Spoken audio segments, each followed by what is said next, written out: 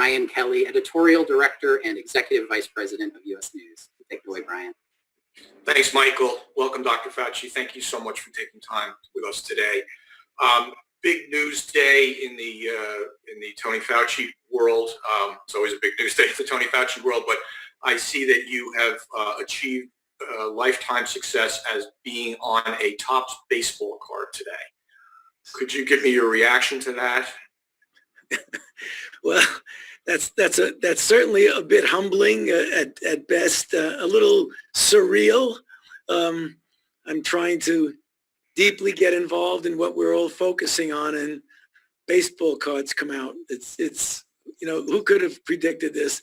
I try to not let it distract me and focus on the things that are important right now, which is getting this pandemic under control. Well, communication is obviously something you have put a lot of time into. It's an important part of epidemiology. You stepped out there and threw the first pitch at Nats Park, one of your beloved teams. But that pitch, by the way, the card caught you at a very good moment, but I think it kind of went a little awry. What were you trying for a split-fingered curveball there? What was your thought? Well, the story was I had practiced a couple of nights before, and I paced out what I thought was 60 feet, which is the distance from the mound to home plate. I miscalculated. I think I was around 40 feet. So I was throwing very well. It looked like I was really good to go. I kind of threw my arm out. I practiced so much. But when I got out to the mound and I looked at Sean Doolittle, he looked like he was about 500 feet away. So rather than just throw it the way I'd been practicing, I decided I would really whip it to him. The only trouble is I threw a line drive ground ball to first base instead of to the catcher. It was kind of embarrassing, but it was still all fun. It was all good. We've all been there. So on to your day job. Let me ask if I can get you to take a little bit of a 30,000 foot perspective here and ask you, 4 months into this pandemic, what have we learned about this disease? Yeah, we've learned that it is extraordinary. It's not to be underestimated. In many respects, there were things about it that we still are learning literally on a week-by-week basis. It is the most unusual virus. It has a spectacularly efficient capability of spreading from human to human, hence the pandemic nature of where we are right now. It is so broad in its manifestations. I've been dealing with viruses, as you mentioned, for now 40 years, for multiple different outbreaks, from AIDS to Ebola to Zika to pandemic flu. I've never seen anything that has such a broad range of manifestations, from a certain percentage of people, sometimes up to 40%, who have no symptoms whatsoever, to those who have minor symptoms, moderate, severe. Some get hospitalized, some require intensive care, and some die. And you go from nothing to death. It's very, very unusual.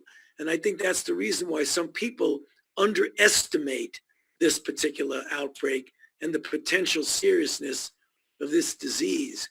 What we're learning now, just recently, is that individuals who get sick, particularly those who are in bed for weeks at a time, or those who get hospitalized, when they clear the virus and are so-called well, many of them are not well. They have lingering symptoms that go on for weeks to months of fatigues, aches. You could have heart problems, neurological problems. So there's a really tough. The overwhelming majority of the people get better and do fine.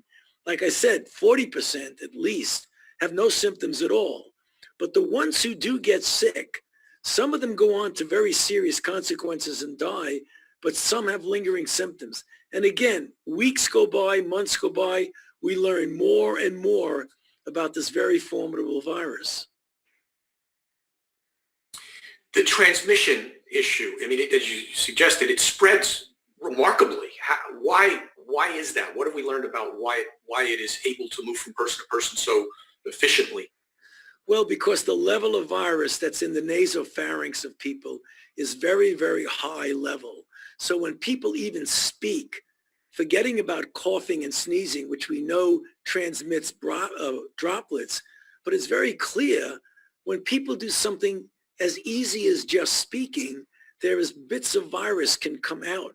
And you could measure that through certain types of light refraction, which is the reason why, I'm sure we'll get to this in a bit, why it's so important to have universal wearing of masks and maintaining distance of 6 feet or more, avoiding crowds, the kind of fundamental things that we need to do to really prevent ourselves from getting infected and to prevent us, who might be infected and don't even know it, to prevent us from infecting someone else. I mean, that's something we've learned more about fairly recently, right? The idea of aerosolized particles and that somehow the droplets can be very small. They don't just drop to the ground. The early days, we weren't as worried about that. Is that correct? Well, that's right. And again, one of the things that this outbreak has taught us, Brian, is humility and realizing that it is an evolving process. And what you assume based on the data that you know on one day, you have to be flexible enough to change your thinking as more data and more scientific evidence comes in. You can't be fixed on something that you thought was true or you thought was a certain way a few months ago. And things we're learning right now is just what you said. There likely is much more of a contribution of what we call aerosolized transmission than what we thought.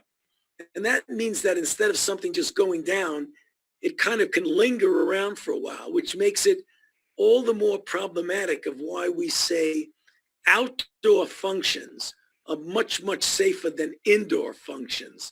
Because when you get indoor, if you have aerosol that can hang around, the recirculation of the air by whatever means can continue to let this expose people. And there are good examples, for example, of situations in restaurants. One very, very notable example was a restaurant in China where people at tables reasonably far away from what you would think a respiratory droplet would fall. Somehow the recirculation got several people in that restaurant infected. Same thing with a choir, where people were in a choir singing together indoors, and many people there distant from the person who was infected also got infected. Those are called super spreading events, not necessarily a super spreading person, but a particular event, almost always indoor when you see that. That's the reason why when we talk about the kinds of things we need to do, I've always said, and we're trying to emphasize it more and more, 5 or 6 fundamental things: universal proper wearing of a mask, avoiding crowds, distance, physical 6 feet at least, stay away from places like bars. And in fact, some places are actually closing bars. Not every place, but just stay away from those kinds of places. Outdoor, always better than indoor. And hand hygiene. Wash your hands as frequently as you can. Those 6 things, Brian, can go a long way to turning around that curve of surging that we saw and even prevent surging from occurring in some other states. And you've been clear on those pretty consistently here, but not to the extent of shutting down businesses and other institutions. Is that correct? Is there sort of a line that you've drawn where we were more extreme several months ago and we have a different protocol right now? Well, Brian, when we were trying to open, and still are, by the way, trying to open up the country again, get the economy back, get people back to work, we have to continue to try and do that.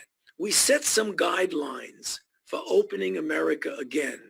They were well thought out. I think we know now, looking back, some states did not abide as well by those guidelines. Some states tried, but the people in the states were reluctant. They did an all or none phenomenon. They were cooped up and shut down. And then instead of opening up in a prudent, gradual, step-by-step way, they went to crowds, they went to bars, they had not wearing their masks. That led to the surging now. So people ask, does that mean we should completely shut down again? I don't think that's necessary at this point. You want to keep an open mind. It may come to that. I hope not. I doubt it. What I think we can do is those states and cities that were opening up maybe in a way that was a little bit too vigorous and a little bit too aggressive should put a pause, time out, maybe move back a little bit, and then reassess, reset, and say, okay, now we're going to continue to try and reopen America, but let's really take a look at those guidelines and not jump over the checkpoints and do it in a way that's careful and prudent. If we do that and abide by those 5 or 6 principles that I mentioned, I believe that we can turn this around and we can get good control over what's going on out there. There's obviously been another surge of cases and some increase in the death, both the hospitalizations and the death rate. But is it the case that, let's say, what have you learned about the fatality rate of this disease? Has it declined as we've seen more cases? Well, you know, a fatality rate, Brian, is an elusive number because of the lack of precise determination of what the denominator is. You know, there are many people out there who are infected with no symptoms at all, and we don't know they're infected, and they don't know they're infected. So the death rate is, you know, the number of people die over the number of people who are infected.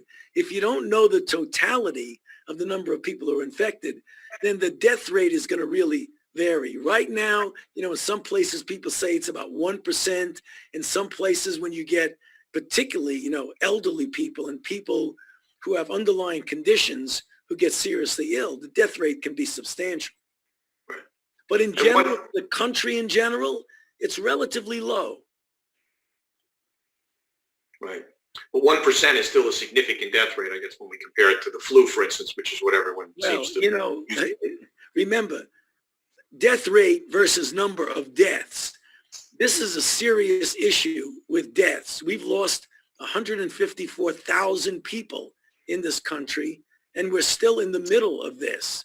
So you may have a low death rate, but when you have a large number of people getting infected, that counts. Yeah, depends on the numbers. Just on the reopening questions, question on so many people's mind. We've written about it. We get it all the time. Is the schools question. I know you've spoken to that. What's your guidance today on how should schools treat this? Well, what I start off, Brian, is a fundamental principle that as a default point, we should try as best as we possibly can to get the children back to school for a couple of important reasons. One, the psychological welfare of the children, the fact that many children rely on schools for nutrition, for breakfast, for healthy lunches. Also, there's the unintended downstream ripple effects on families where parents may have to interrupt work to take care of the children at home. Creates a big issue. So we should try to do that. There's a big however there. And the however is we must not compromise the health, the safety, and the welfare of the children, of the teachers, and secondarily of their parents who they may spread it to. So what do? We live in a big country. There's a great deal of variability in the level of virus in one part of the country versus another. We must be flexible and open-minded, and one size does not fit all. There may be counties and cities where the infection rate is so low that you can go back to school with impunity and not worry about things. Yet there are parts of the country where the infection rate is such that you may need to modify what you do. Have a hybrid, have some days on, some days off, morning, afternoon, masks, or what have you. And then there are other areas of the country where the infection prevalence and rate of new infection is so high that you really have to say it is not a good idea to bring the kids back to school. You've just got to be flexible depending upon the level of infection where you're located. Let me ask you about vaccines and the progress on that. I mean, there's a tremendous amount of work you and your colleagues are doing at NIH. We're doing some things, I think, that are unprecedented in terms of pushing the curve on speed and basically making vaccines that we don't even know are going to work right now. Walk us through where you feel we are with several of these vaccines. We can go deep here. There's a couple of types of them. I'd like you to explain what you think of, which ones are the most promising and how quickly do we think we're going to have one that I'm going to get? And when you get one, can you put aside a vial for me? Okay, Brian, that's a bunch of questions, but I think we can answer them pretty concisely. First of all, we're in a good place with regard to vaccine. When I say we mean we as a country, but even the world, because we're not the only ones that are making vaccines. There are a group of candidates, 5 or 6 or more, that the federal government is involved directly or indirectly with supporting multiple components of the process of developing a vaccine. We've been able to move extremely quickly without sacrificing any safety issues, without cutting corners, and certainly without compromising scientific integrity. And the reason is we have the technology now of using different vaccine platforms, which means different types of vaccines that you can move very quickly. One example is that when we saw the sequence put on a public database in January, within days, we began developing one of the multiple candidates. Very quickly thereafter, 62 days, which is unprecedented, we went into a phase 1 trial. Then phase 2. Last week, 2 vaccine candidates went into phase 3 trial. Phase 3 asked the question, does it work in the real world of infections in community? And 2, further information on safety. The reason I feel cautiously optimistic about vaccine is that the early studies, both in an animal, but importantly, in the phase 1 study for safety, we found that the vaccine induced in the volunteers a level of neutralizing antibody, which is the gold standard of predictability of efficacy. It induced a level of neutralizing antibodies that was comparable to, if not even better, than what natural infection induces that you see in convalescent plasma. That's good news. There's never a guarantee that you're going to get a successful, effective vaccine, but that's a pretty good sign. We have a vaccines now that started in phase 3. Other candidates will start a month or 2 or 3 from now.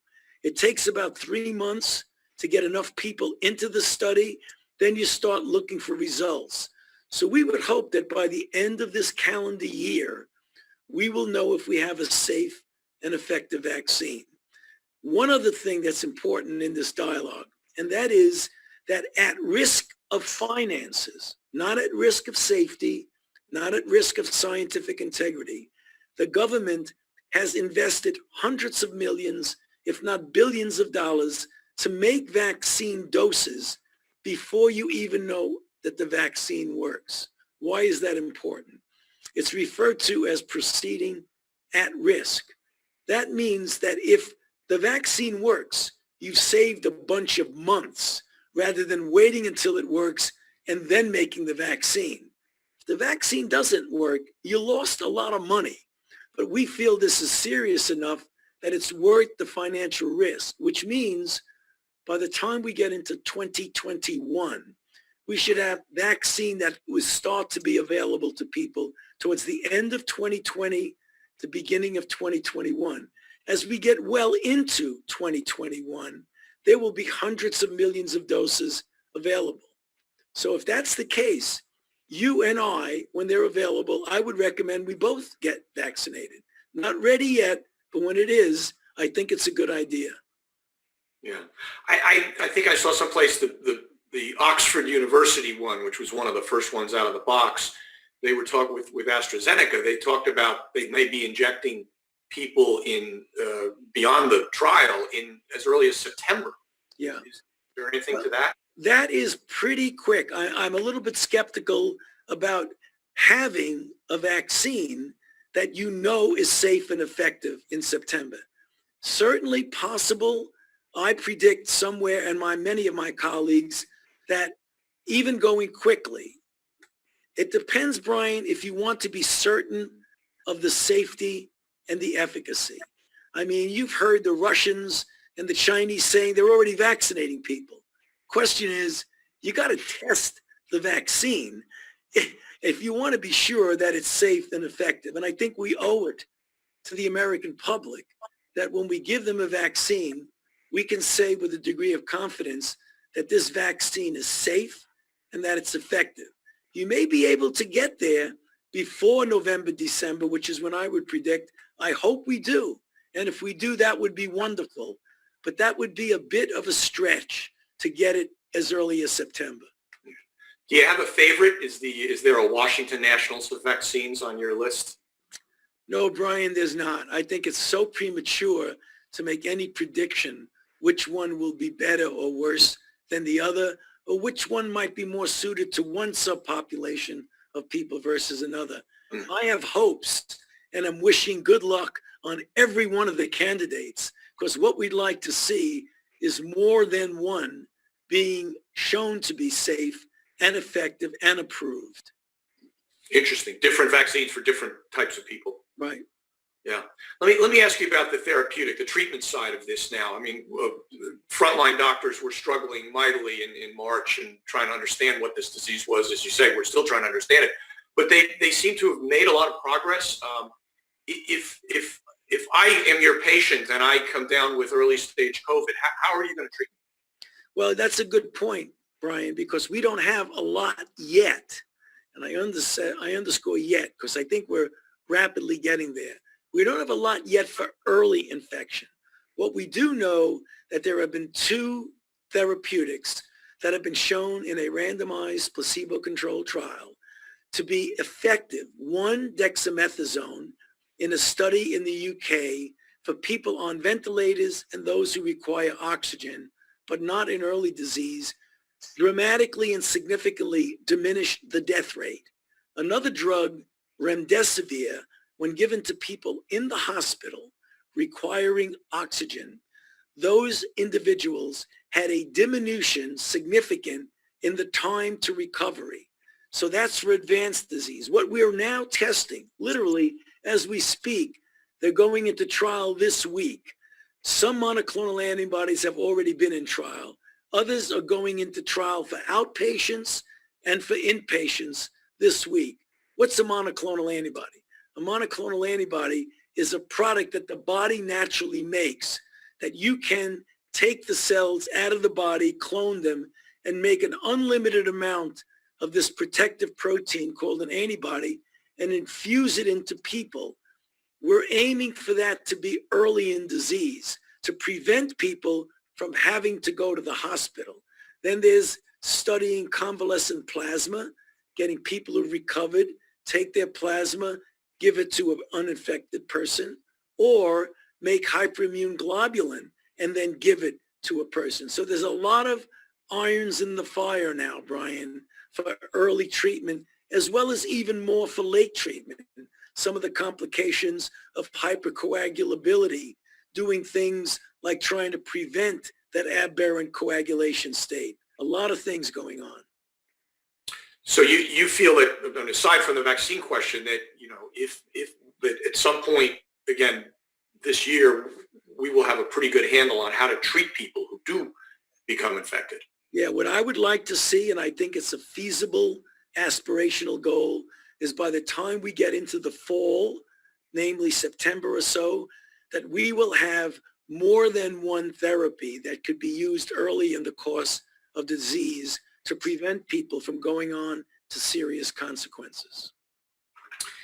So how about you? How is the only doctor in America on a Topps baseball card keeping his health and his sanity besides throwing your arm out? Well, this is a very unusual time, Brian. This is such an important thing. Obviously, I'm exhausted, but so are, there's a lot worse things that can happen to you than to be exhausted. I always kid around, I think, with my friends saying, I'm running on fumes, but the fumes are so thick that I'm able to go at a really rapid pace. There's too much at stake here. I'm doing fine. I mean, I'll worry about resting when this is over, not now. All right. And I know Christine is taking care of you, so that's important. She's good. I mean, she's the one that saves me from being too foolish with myself. Let me ask you the last question. We had the pleasure of interviewing Francis Collins a few weeks ago, and I asked him, and I will ask you, a lot of our audience is healthcare professionals, coming out of our best hospitals and our community health rankings and things like that. So we get a lot of folks who are running institutions or on the front lines. What's your advice to them as we get into this sort of, next phase of this pandemic? Well, first of all, before I give advice, I just want to thank them. I mean, there's nothing more heroic than our frontline workers who are out there every single day, putting themselves at risk, taking care of people that need to be taken care of. So first, thank you. That's what I say. But secondly, this is not over yet. It will end, guarantee. We will get back to normal. But we have significant amount ahead of us that we need to address. Right now in this country, as you know, we never came down to a good baseline. We had that peak, and then we came down to about 20,000 infections a day. Then with the resurgence, it went up to 50, 60, even 70. It's coming back down again. We're starting to see the curve starting to come back down. What we need to do is to keep it going down. And in those states, and there are several of them, usually yellow-coded states where they're not doing badly, but they're just at that point where they're risky, to prevent them from going up in a surge. That's a lot that we're going to be facing in the next weeks to months. So for those of the group out on the front line, thank you for what you're doing, but be prepared because there's a lot of work ahead. Great. Thank you. Dr. Anthony Fauci, we appreciate your valuable time. Please stay healthy, and please put aside one of those vaccine vials for me when you get one. Will do. Thank you, Brian. I appreciate you having me on this. Thank you very much.